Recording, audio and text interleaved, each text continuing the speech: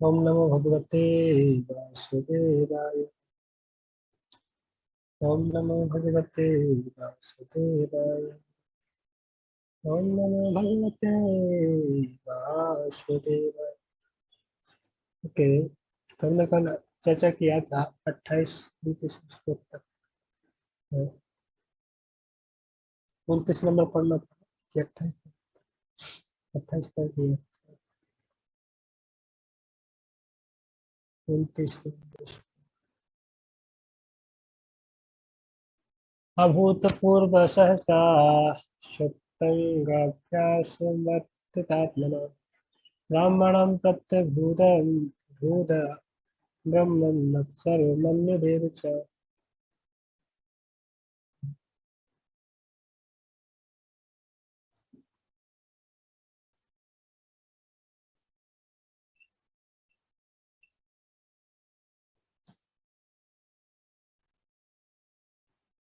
हे ब्राह्मणों, ब्राह्मण मुनि के प्रति राजा का क्रोध तथा द्वेष अभूतपूर्व था, क्योंकि परिस्थितियों ने उन्हें भूखे तथा प्यास से बना दिए थे। भूखे तथा प्यास से बना दिए थे। तो कल हमने चर्चा किया था कि किस तरह से हमारा परिचित जब वो गले में सांप डाल दिए सिर में किसी के, तो अभी तक वो डाला नहीं। अभी जस्ट घटना चल रही है कि किस तरीके से राजा जंगल में आखिर करते करते थक गए, थकान हो गई, भूख प्यास उनको बहुत लगी थी। तो ऐसी स्थिति में फिर वो जा करके ऋषि के आश्रम में पहुंचे और ऋषि के आश्रम में पहुंचे, पर ऋषि ने उनको किसी प्रकार से कोई स्वागत नहीं किया, उनका सम्मान नहीं किया, उनको बैठने के लिए कोई शासन वगैरह कुछ नहीं किया। तो इनको उसको और राजा को गुस्सा आ गया कि क्या है, किस प्रकार से कोई मैं इतना, मतलब ऐसा नहीं कि कोई अहंकार के वश, पर एक होता है ना फॉर्मल के लिए आप किसी घर पे भी जाए तो एटलीस्ट व्यक्ति यदि पूछे नहीं तो एक यदि वो कुछ नहीं बोले तो एक अपने आप में अपमान फील होता है कि वो शायद अच्छी तरह से ट्रीट नहीं कुछ करना चाहते। सतो ब्रह्म ऋषेरं से गता सुवरंगरुषा विनिगच्छन् धनुष्कोट्या निधाय कुर्मागतम्। इस प्रकार अपमानित होकर राजा ने लौटते समय अपने धनुष से एक मृत सर्प उठाया और उसे क्रोधवश मुनि के कंधे पर रख दिया। तब वे अपने राजमहल को लौट आए। तो वहीं पर मरा हुआ सांप डला था, तो राजा ने अपने धनुष बाण से उसको उठा करके गले में राजा के पहना दिया हार, है ना। ऐसा हार आपको पहना तो आपको भी अच्छा लगता है ना, मरा हुआ सर्प का हार पहना। एष किं निभृताशेष कर्णो मीलिक्षितः मृषा समाधिराओस्मि भक्तिं स्यात्क्षत्रबन्धुः। छत्रबंधु यह तो शब्द आया।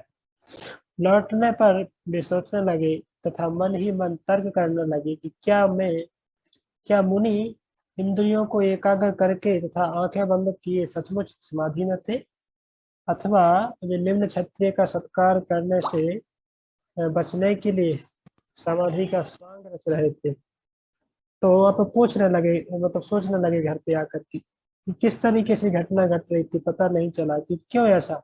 वास्तव में मुनि जो है समाधि में थे कि उनको पता नहीं चला कि केवल ढोंग रच रहे थे उनको देख करके। उन्होंने वास्तव में कोई उत्तर दिया नहीं। इसको पोपा जी विश्वनाथ चक्रवर्ती ठाकुर यहाँ पे कुछ कमेंट्री में लिख रहे हैं। पोपा जी का कहना है कि भगवत भक्त होने के कारण राजा ने अपनी इस कार्यवाही को उचित नहीं समझा। ऐसे वे सोचने लगे कि क्या वही सचमुच समाधि में थे, अतः वे बाहर से बहाना बना रहे थे जिससे उन्हें राजा का स्वागत न करना पड़े, क्योंकि राजा क्षत्रिय था, ऐसे पद में उनसे निम्न था। उत्तम जीव जब कभी कोई त्रुटि करता है तो उसके मन में तुरंत पश्चाताप होता है, गिल्टी फील हो रही है अभी उनको। मैं क्या कर दिया, तो कहीं गलत तो नहीं कर दिया है? तो मैं इस प्रकार से मुनि के गले में सांप डाला, कहीं गलत तो नहीं हो गया। विश्वनाथ चक्रवर्ती ठाकुर का कहना है, तो लिख रहे तो जीव गोस्वामी यह नहीं मानते कि राजा का यह कार्य उनके विगत दुष्कर्मों के कारण था। यह योजना तो भगवान ने राजा को अपने घर भगवत धाम बुलाने के लिए बनाई थी। तो विश्वनाथ चक्रवर्ती ठाकुर इसको बोल रहे हैं कि क्योंकि सामान्य जीव के साथ ऐसा हो सकता है कि भाई कोई कर्म का साइकिल है, तो कर्म के साइकिल के कर्म, उसका कर्म है जो उसको वहां पर जबरदस्ती खींच करके ले जाएगा और वो व्यक्ति वैसा कर्म करेगा। पर यहाँ पे राजा, क्योंकि राजा को सबसे पहले तो ये छूता छूत जो बताया गया है कि भूख प्यास से इतने वो परेशान हो रहे थे, तो वहाँ पे आचार्य को कहना है कि राजा वास्तव में भूख प्यास से ऐसा नहीं कि बहुत परेशान या बहुत जल रहे थे करके प्यास से, कह पानी नहीं मिला तो जल जाएंगे। तो आचार्य लोग लिख रहे हैं कि भाई उससे भी ज्यादा तो ताप वो था जब महाराज परीक्षित माता के गर्भ में थे, तो ब्रह्मास्त्र छोड़ा था अश्वत्थामा ने, वो तो अग्नि सीधी दहकती अग्नि आ रही थी। तो ज्यादा गर्म कौन सा था? ज्यादा गर्म अग्नि जो दहकता अंगारा गोला था, कि ज्यादा प्यास से वो ज्यादा तप रहे थे? है। तो आपको उस दहकता हुआ आग का गोला जो कि ब्रह्मास्त्र था, तो जिस जो परीक्षित उस दहकते हुए गोले को भी सहन कर गए, तो उसको उस ताप को भी वो सहन कर गए, तो क्या उनको इतनी प्यास नहीं वो सहन कर सकते थे क्या? खुश। इसलिए मैं साथ में पानी पीता जा रहा हूँ, क्योंकि मेरे पेट में आग का गोला दहक रहा है। तो सुबह प्रसाद नहीं लिए क्या प्रभु जी? आपके लड्डू तो खत्म हो गए, दोपहर में एक आध खा लेते थे, अभी आपका गोला रहता है दोपहर में। तो ऐसे महाराज परीक्षित भी उस दहकते हुए आग के गोले को सहन कर गए, पर यहाँ पे वो इस भूख को प्यास को कैसा नहीं कर सकते थे? कर सकते थे। इसलिए विश्वनाथ चक्रवर्ती ठाकुर यहाँ पे कमेंट्री में अपने लिख रहे हैं कि भाई ऐसी कोई वस्तु नहीं थी कि उनको, या वो कमेंट्री दिखाता हो किस तरीके से हमारे आचार्य लोग उसको एक्सप्लेन कर रहे हैं। विश्वनाथ चक्रवर्ती ठाकुर, आप लोगों को थोड़ा सा हम दिखाते हैं। संस्कृत में पढ़ना है कि इंग्लिश में? संस्कृत हम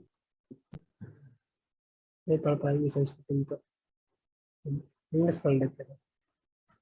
तो वही बता रहे हैं यहाँ पे, विश्वनाथ चक्रवर्ती ठाकुर का कहना है कि भाई जो ऐसा नहीं कि वो बहुत ज्यादा परेशान थे अपने इंद्रियों में। After the king had left the, he began to reflect and he had the sage withdrawn his senses and actually been in trance, or it was a fake trance. What would be in a region? One should not think that the king had committed a sin because of his bad habits. It was the desire of the Lord bring Parikshit quickly to his side. देखो वही direct Prabhupada ji लिखे ना, यहीं से प्रभुपाद जी उठाए, पूरा का पूरा इतना विश्वनाथ चक्रवर्ती ठाकुर का कमेंट उठा लिए। क्या उठाए? कह रहे भाई महाराज परीक्षित ऐसा नहीं कि वो कोई कर्म के कारण कोई ऐसा वो हो गया कि जाके कोई होता है ना, जैसे हमारे जीवन में होता है, कोई पति पत्नी होते हैं, शादी करते हैं, अब वो पता नहीं वो पत्नी वो उसका कौन सा जन्म में दुश्मन थी, तो इस जन्म में आती है पत्नी बन के, फिर उसको गाली देना चालू करती है, और फिर उसको खाना पीना देना बंद करती है, फिर उसकी हालत खराब करती है। वो आई थी दोस्त बन के, बन गई दुश्मन। है तो ये क्या होता है सामान्य जीवों के साथ में?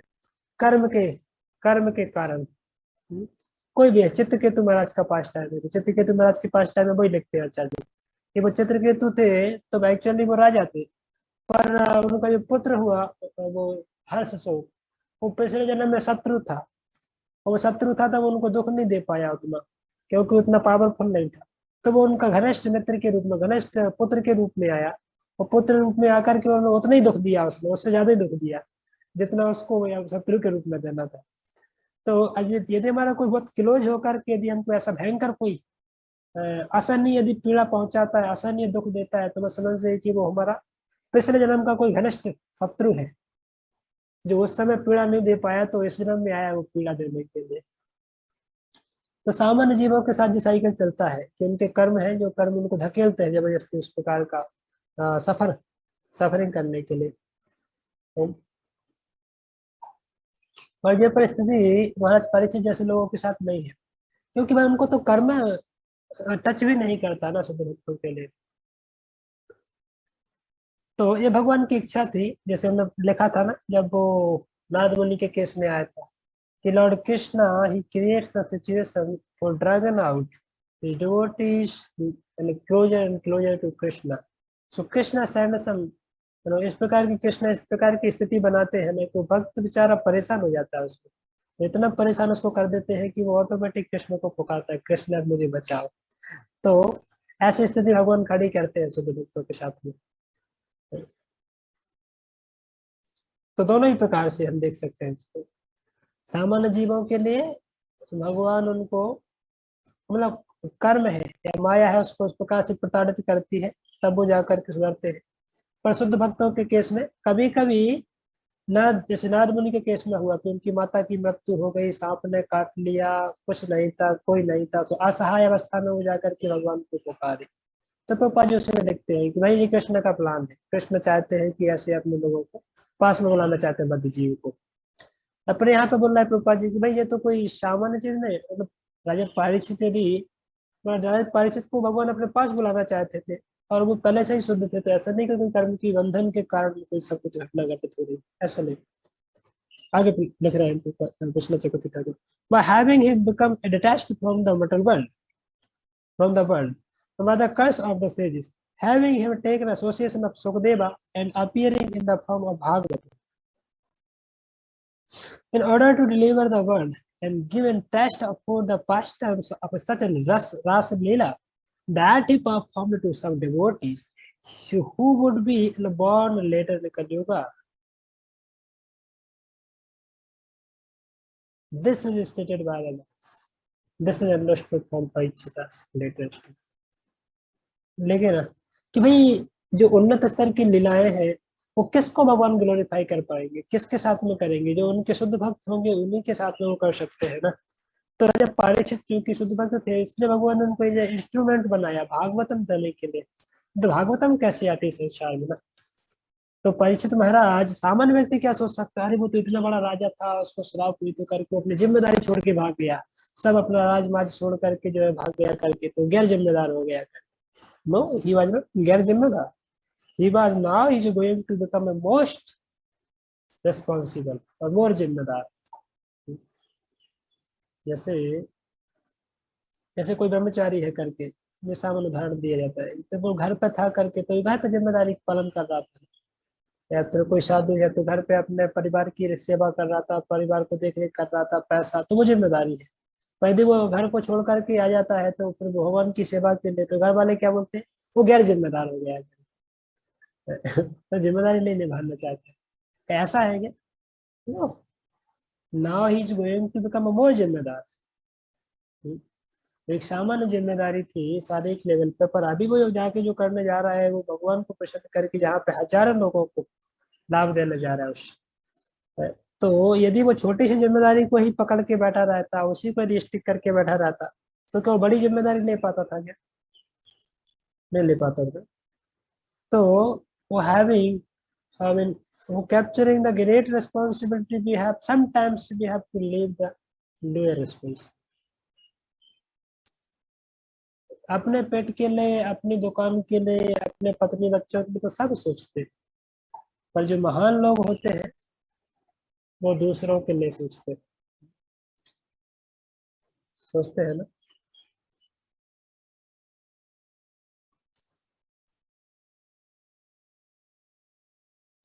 तो हम वास्तव में इसलिए हमें पहचानना चाहिए कि हम केवल अपने ही सेल्फ सेंटर्ड हैं कि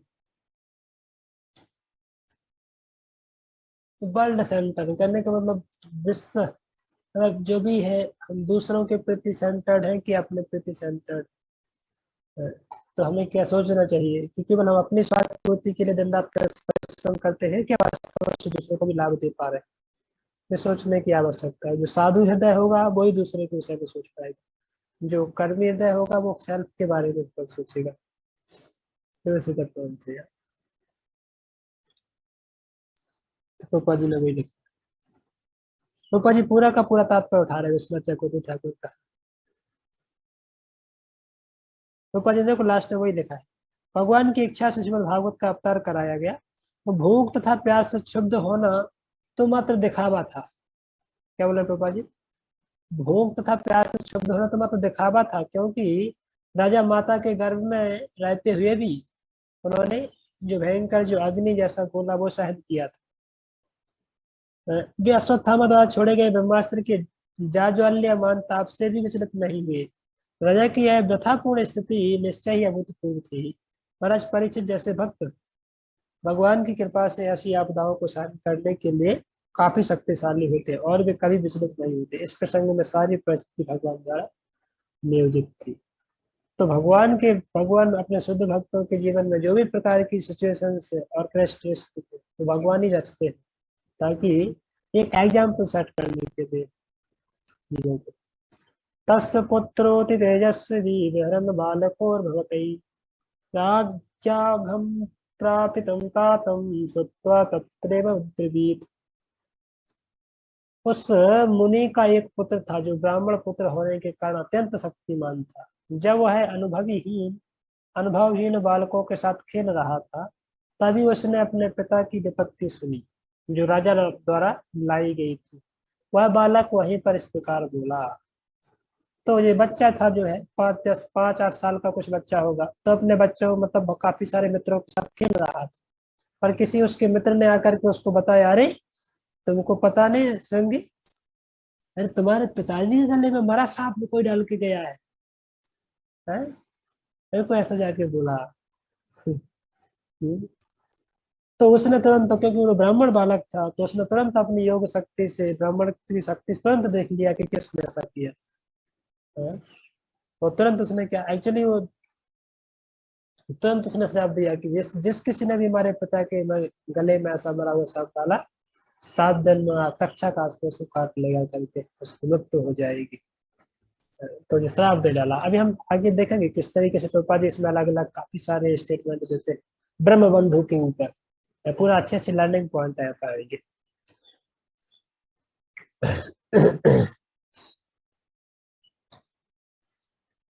महाराज परीक्षित के उत्तम शासन के कारण अल्प अल्पवय बालक जो सभी अभी अन्य अनुभवी इन बालकों के साथ खेल रहा था, योग्य ब्राह्मण के समान तेजस्वी हो सकता था। यह बालक श्रृंगी नाम से जाना जाता था और उसे अपने पिता से ब्रह्मचर्य की अच्छी शिक्षा प्राप्त हुई थी, जिससे वह इसी आयु में एक ब्राह्मण के समान शक्तिशाली या तेजस्वी हो गया था। लेकिन चूंकि कलयुग जीवन के 4 आश्रमों की सांस्कृतिक धरोहर को विनष्ट करने के अवसर की ताक में था। देखिए, भाई श्रृंगी ऋषि हैज बीन एक्चुअली इन्फ्लुएंस्ड। क्यों श्रृंगी के ऊपर सबसे पहला अटैक हुआ कलयुग का, किसके ऊपर है? वो इमेच्योर्ड बालक था, जो इमेच्योर्ड श्रृंगी है, जो बालक था ब्राह्मण पुत्र था, वो इमेच्योर था पर उसके पास पावर बहुत बड़ा था है। उसको ब्राह्मणत्व की शक्ति इतनी बड़ी थी पर वो इमेच्योर था, क्योंकि उसको शक्ति का कैसे उपयोग करना है, किस सेंस में उपयोग करना है, किस काम के लिए उपयोग करना है, वो उसको आइडिया नहीं होने से उसने दुरुपयोग कर डाला यहाँ पे। और उसी का सहारा लेके कलयुग ने तुरंत एंट्री कर दिया, कलयुग तुरंत आ गया। तो जी देखिए ना, अरे कलयुग तो ताक में था कि ऐसा कुछ हो, मैं जैसे जाकर के तुरंत अटैक करूं।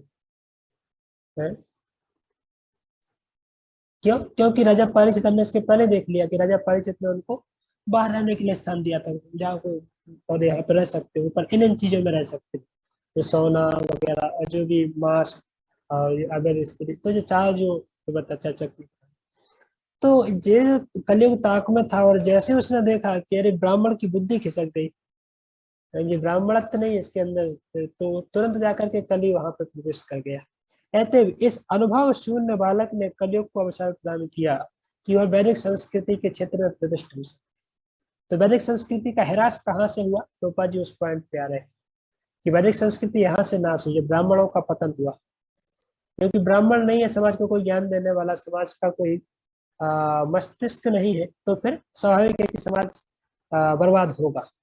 तो यहाँ से श्रृंगी ऋषि ने ये इमेच्योर काम किया, क्योंकि उसका पावर था, उसके पास शक्ति थी ब्राह्मणत्व की, पर कहाँ पे उपयोग करना है वो नहीं पता था ना उसको। जैसे उसने अश्वत्थामा ने किया, अश्वत्थामा के पास ब्रह्मास्त्र था, तो उसके पिताजी ने पता नहीं उसको दे दिया ब्रह्मास्त्र, पर उसको ये नहीं पता कि कहाँ पे उपयोग करना है, किस काम के लिए उपयोग करना है, तो उसने किस पर छोड़ दिया, जाके उल्टे सीधे काम के लिए छोड़ दिया, पांडवों के ऊपर छोड़ दिया, उत्तरा के गर्भ के ऊपर छोड़ दिया है। इमेच्योरिटी, इसलिए बोलते हैं give the facility but not without training। तो बोलते हैं ना, guided guided gun by misguided man. Loaded gun, sorry, loaded gun by misguided man, और इमेच्योर्ड मैन। आप यदि गन लोड करके अपने गन को और किसी बच्चे को पकड़ा दे जिसको चलाना नहीं है तो क्या करेगा? खेलते खेलते दबा देगा, तो फिर आपका भी नाश हो सकता है। तो इसी प्रकार से ये अश्वत्थामा के साथ है, यहाँ पे चिरंजीवी के साथ हुआ कि उनके पास शक्ति तो बड़ी थी पर उसका उपयोग कैसे करना है, कहाँ करना है, वो उनको ज्ञान नहीं है। तो क्या हो गया, बर्बाद हो गया, पूरा सिस्टम कोलैप्स हो गया। आगे लिख रहे हैं, कली के प्रभाव से जीवन के निम्नतर आश्रमों के प्रति घृणा के भाव का प्रारंभ इस ब्राह्मण बालक से हुआ। तो कलयुग में जो आश्रम थे, 4 आश्रम,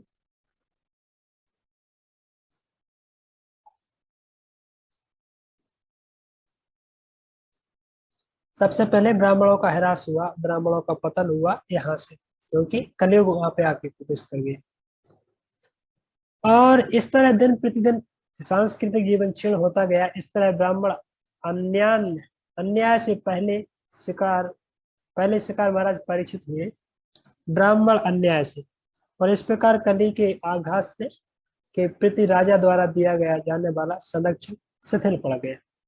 तो जो कली को सबसे पहले राजा ने धमकाया था ना, उसको चेस्टाइज किया था, उससे वो डर गया था कली। और यहाँ पे जैसे उसने आपको साहब देखा, बोला देखो पहली बार आया था गाय के ऊपर अटैक करने के लिए, बैल के ऊपर अटैक करने के लिए, उस समय राजा ने को पकड़ लिया, साले जाने मार देंगे, इसी समय गर्दन दबा दे, काट के फेंक देंगे। वो डर गया बेचारा। और वो दूसरी ताक देख रहा था कि दूसरा मौका कब मिलेगा, वो बैठा ही था ना।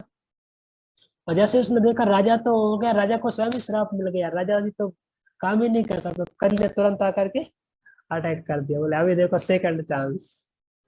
देख रहा है कैसे माया कैसे वो प्रवेश करती है, कली कैसे प्रवेश करता है। विश्वनाथ चतुर्थ,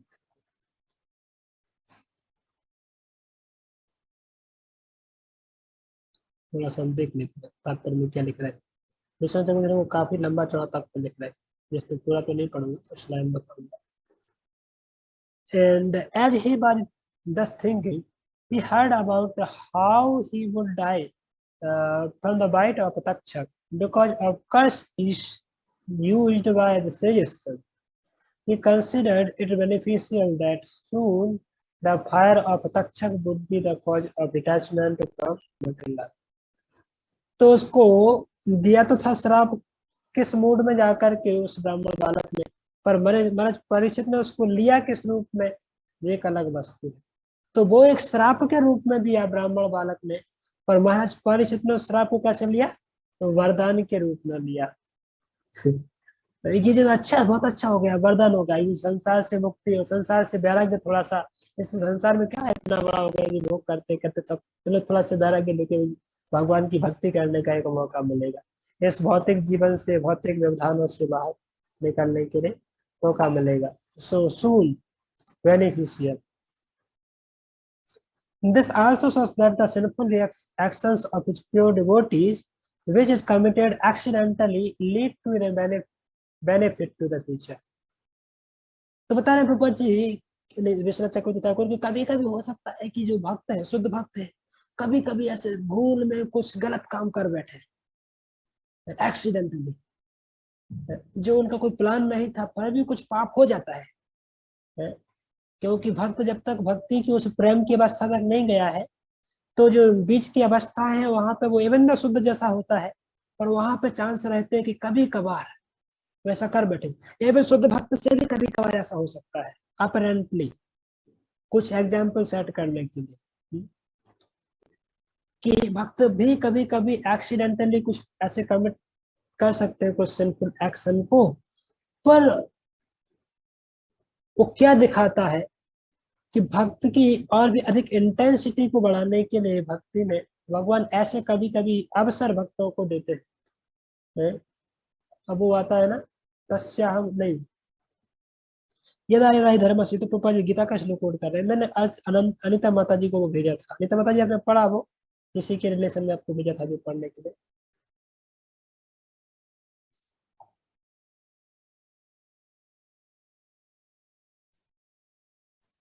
अनिता माता जी आप हैं, सो गए? नहीं। ज्वाइन तो की है लेकिन तो एक जो वो आता है भागवतम के 11वें स्कंद में आता है कि किस तरीके से भगवान अपने शुद्ध भक्तों को, फिर ऐसा भक्त कभी कभी एक्सीडेंटली गिर जाता है या माया की उसमें थोड़ा आकर के नीचे हो जाता है, या कभी कभी पाप कर्म कर देता है करके, तो बेचारा बहुत पश्चाताप करता है, "हे भगवान मेरे साथ ऐसा क्यों हो गया, ऐसा क्यों किया?" रिग्रेट करता है, इतना रिग्रेट करता है, इतना रिग्रेट करता है कि उसको लगता है जीवन त्याग दूं करके, ये मैंने कितना बड़ा पाप कर डाला, इतना रिग्रेट करता है। तो ऐसा रिग्रेट, ऐसे रिग्रेशन से भक्त को बहुत ज्यादा परेशान है, मॉरसली हो जाना चाहिए, रूपा जी उस तात्पर्य में लिखते हैं।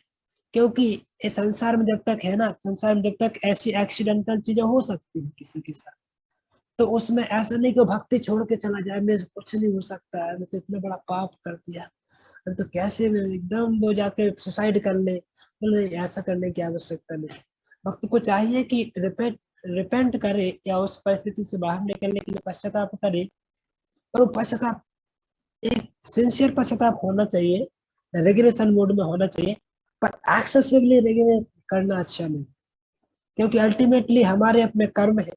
तो फिर वो भक्त ये सोचता है कि मैं कितना बड़ा पापी हूँ, मैं कितना बड़े पाप कर्म किया अपने पिछले जन्म में, कि इस भयानक रूप में मुझे इस एक्शन को लेना पड़ रहा है।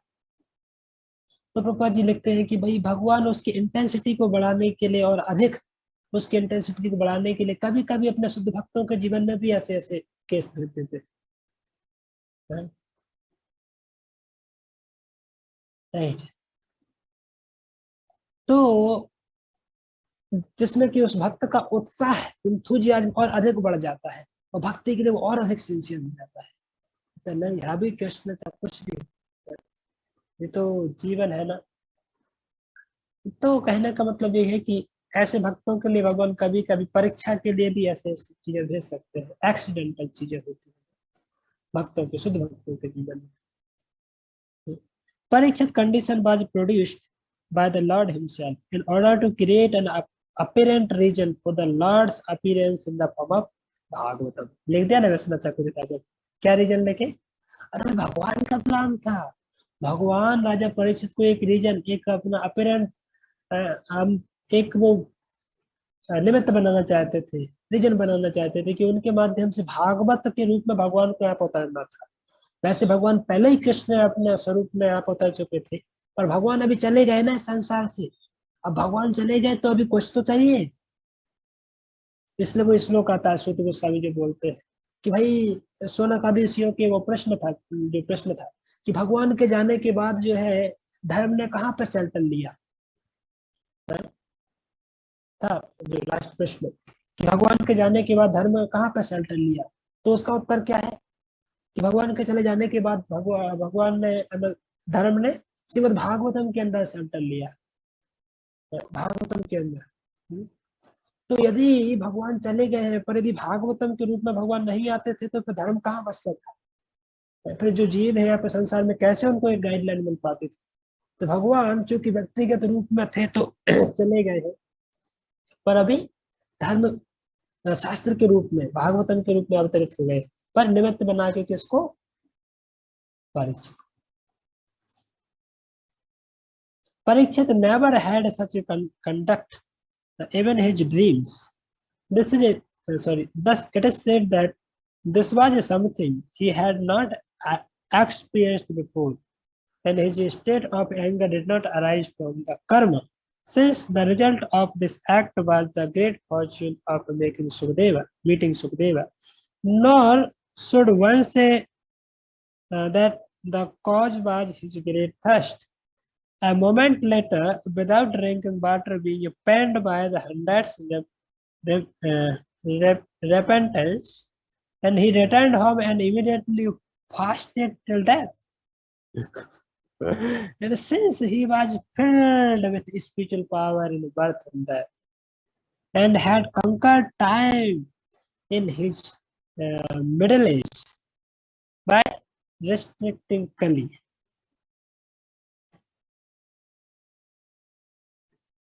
he must be considered to have an exceptional strength by the mercy of God. आ रहा है ना समझ में कैसे विष्णुदत्त पितामह उसको एनालिसिस कर रहा है कि भाई, अरे आप बोलते हो कि चलो भाई वो पानी से ही राजा परिचित इतने प्यास से व्याकुल हो गए थे और एकदम उनको सहन नहीं। अरे दीदी इतने प्यास से वो व्याकुल थे और पानी के कारण यदि वो इतने वो थे तो वो तो तुरंत जब उनको पानी वहां पे नहीं मिला, वो गले में सांप डाल दिया तो प्यासे थे ना, तब भी तो प्यासे थे। ऐसा तो नहीं कोई जाके पानी पी लिया। वो प्यासे प्यासे वहां से वो निकल गए और अपने राज्य में आए। और रास्ते में आते आते उनको इतना रिपेंट हो रहा था, इतना वो पश्चाताप कर रहे थे, इतने व्याकुल हो रहे थे, मैं क्या कर दिया, हाय मैंने क्या कर दिया, है ना। जब कोई महान पर्सनालिटी होते हैं, कोई उत्तम पर्सनालिटी होते हैं, उनसे थोड़ा सा भी कुछ गलत होता है, इमीडिएटली उनके मन में क्या होना, पश्चाताप आने लगता है, रिपेंट होने लगता है। कितना हीनियस, कितना बेकार काम मैंने कर दिया। तो उस पश्चाताप की अग्नि के कारण वो है, तो उस पश्चाताप की अग्नि के कारण व्यक्ति जो है धीरे धीरे अपने आप को वो करता है, शुद्ध होने का प्रयास करता है। कितना कितना पाप किया मैंने, कितना बेकार काम कर दिया, ऐसे रिग्रेस। तो एक्चुअली ये क्या है पश्चाताप, जैसे अब वो छठवें स्कंद में आता है, जो अजामिल की कथा में आता है पश्चाताप का विधि, कि अजामिल ने इतना बड़ा पाप किया, कि वो पहले तो अपने उसके पत्नी बच्चे थे सब कुछ थे, बाद में वो वेश्या को देखा और वेश्या को देखने के बाद उसको अपने घर में ले आया, माता पिता को मार पीट के भगा दिया। उसने बाद में तो वेश्या के साथ बहुत लंबे समय तक रहा। वो वेश्या से 10 पुत्र उसने पैदा किए। तो काफी बड़ा मतलब पापी था सब। और उसने कैसे पश्चाताप किया वो एक विधि है। तो वहां पर फिर परीक्षित महाराज श्री सुखदेव गोस्वामी से परीक्षित महाराज पूछते हैं कि भाई क्या पश्चाताप व्यक्ति को कैसे करना चाहिए, यदि कुछ भयंकर पाप कर्म हो जाए, कुछ पाप हो जाए तो क्या है पश्चाताप की विधि क्या है। अब तो फिर जो है सुखदेव गोस्वामी अलग अलग तरीके से चर्चा करते हैं कि कोई बोलते हैं कर्म करना चाहिए, कर्म कांड करना चाहिए। उससे महाराज परीक्षित संतुष्ट नहीं होते, बोले ठीक है वो तो सब ऐसे बिजनेस। पर ज्ञान कांड बोलते हैं ज्ञान करना चाहिए, नहीं नहीं नहीं, उस पर भी संतुष्ट नहीं। तो ये ज्ञान का योग बताते हैं ऐसे, फिर अष्टांग दुनिया अष्टांग योग बताते हैं। बहुत कुछ करने करते हो तो उसको तो यज्ञ करना चाहिए, ये करना चाहिए, वो अरे ये सब ठीक है, इट्स नॉट हाईएस्ट। तब फिर लास्ट में जाके क्या बोलते हैं, वो श्लोक आता है क्योंकि निहार भास्करा, निहार भास्करा, कि जैसे सूर्य है, सूर्य के उगते ही सारी की सारी ओस होती है, जो अंधकार होता है भाग जाता है। तो इस प्रकार से भगवान का पवित्र नाम ही एकमात्र जो है व्यक्ति को शुद्ध कर सकता है, यानी जो उसको पूर्ण तरह से शुद्ध बना सकता है, उसकी चेतना को, उसके हृदय को। पर दूसरे शास्त्रों में जो विधि है, यहाँ पे रेप जो रेपिटेंस की जो विधि है, कि पश्चाताप की विधि है, इतना व्यक्ति रिग्रेट फील करता है ना अंदर से कि हाय हाय मैंने कितना बड़ा जघन्य पाप कर दिया। ऐसे आप देखोगे जिनके दशरथ महाराज के केस में या पांडु के केस में, ये लोग कितना रिग्रेट किए। जो पांडु ने उसको, वो ऋषि था किंडवन ऋषि, उसको मार दिया करके, वो जब हिरण का रूप में वहां पे अपना संतान उत्पत्ति कर रहे थे, तो उनके बाद में जब मार दिया और किंडवन ने उनको श्राप दिया, तो उसके बाद उनको रिग्रेट फील हुआ। अपने आप को कोसते हैं कि हाँ मैं कितना पापी हूँ, मैंने इतना बड़ा अत्याचार किया, मैं घर से निकल जाऊंगा, मैं सब एकदम जाकर के मेंडिकेट की तरह जीवन जीऊंगा, मुझे संसार से कोई लेना नहीं, पता नहीं क्या क्या बोलते हैं, इतना रिग्रेट करते हैं। ऐसे दशरथ महाराज जब वो उनको मार देते हैं, वृद्ध माता पिता के साथ श्रवण कुमार को मारते हैं, तो काफी सारे मतलब जो ग्रेट ग्रेट लोग होते हैं उनका कॉन्शियसनेस चूंकि हायर है, पर एक्सीडेंटली कभी कभी ऐसे केस कुछ हो जाते हैं। और उसके बाद उनको जो रेग्रेशन है ना,